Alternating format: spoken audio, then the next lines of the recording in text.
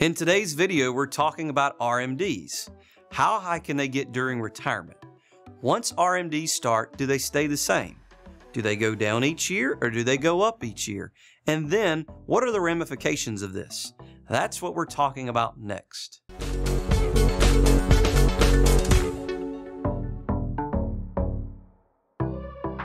Hey, this is Tommy Neesmith, financial planner with Christy Capital Management. We're trying to bring federal employees good retirement information. Today we're talking about required minimum distributions, or RMDs. Now, an RMD is an amount that you are forced to withdraw from tax-deferred accounts. There's been a new law change, so for some of you it's going to be age 73. And for others, it's going to be age 75 when you're forced to start making distributions.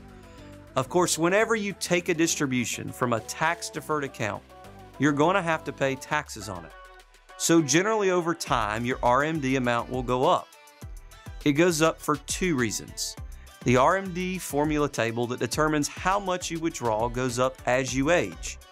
As you get older, your remaining lifespan is less, so the IRS makes you take out a larger percentage each year. So the first reason that your RMD is getting larger over time is that the percentage gets bigger. Now, the second reason, generally RMDs get higher every year, is because it's based off of your December 31 balance of your tax-deferred accounts. So typically over time, people's balances get bigger. If your money's invested, not just sitting in cash, typically it will go up in value. Now, a couple of reasons why it may not go up in value is you're taking large losses, or if you're spending and taking distributions at a much higher rate than the required minimum. Those two reasons would cause your account to go down. But generally, the people we're talking to are federal retirees, and they have a federal pension, have Social Security, and have a spouse's Social Security. They're generally not taking overly large distributions. So their traditional balances are getting larger and larger each year, which could cause a higher RMD. And just the fact that the RMD formula table causes a higher percentage each year means that each year your required distributions will generally be going up. So what are the ramifications of this? Well, number one, it means your pension goes up with the cost of living, that Social Security going up with a cost of living adjustment, and then your RMD distribution goes up. It can push you into a higher tax bracket. And two, higher RMDs can mean higher taxes and higher tax brackets in some cases. This is definitely not something that you want. Another problem with higher RMDs and higher income in general is that you can run into the Medicare premium cutoffs where you have to pay a larger amount for Medicare premiums because your income went up.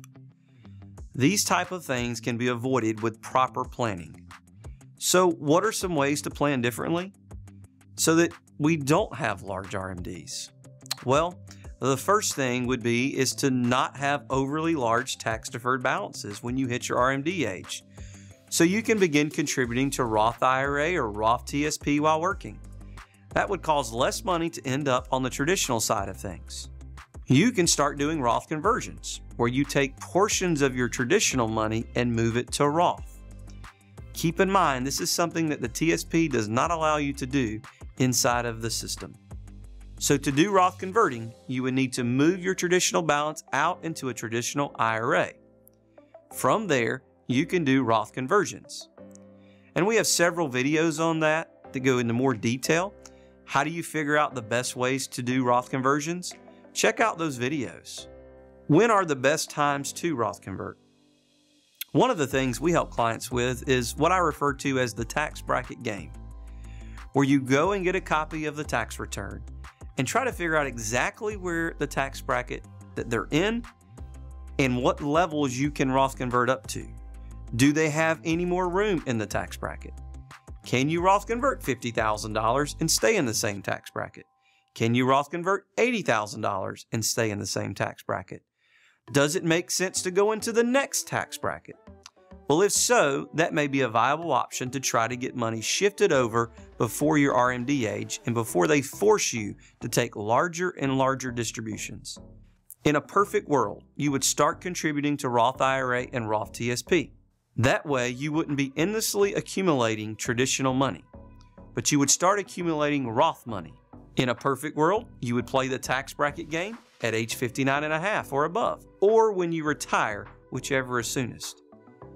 Those are the two times that you can get money out of the TSP to have access to money to do Roth conversions. Also, you'd be shifting money at a tax rate that you're comfortable with to get the heavy lifting and shifting done, so that if tax rates ever go up in the future, you'll have shifted a lot of money prior to that. When you get to Medicare age, suddenly your income is scrutinized to determine your Medicare premiums. In a perfect world, you may have already shifted this money. In a perfect world, when you hit the RMD age and the IRS is determining how much you're forced to withdraw, you've done a lot of shifting, and so either the number is quite low or maybe zero, and you don't have any RMDs. A lot of this depends on your situation and your tax bracket.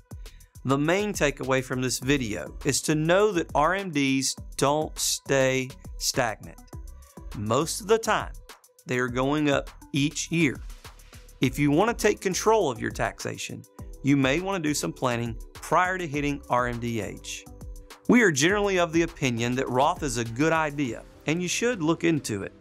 Now, of course, everyone's situation is different, but you should look into it and see if it's right for you. Now, you may want to watch this video right here that we title, Why Aren't People Using Roth TSP? And of course, if you need one-on-one help, please go to christycapital.com. Click the Talk to Advisor button. If you want to watch a video about why people aren't using Roth, but maybe they should be, click here. I'm Tommy Neesmith, and it's good to see you.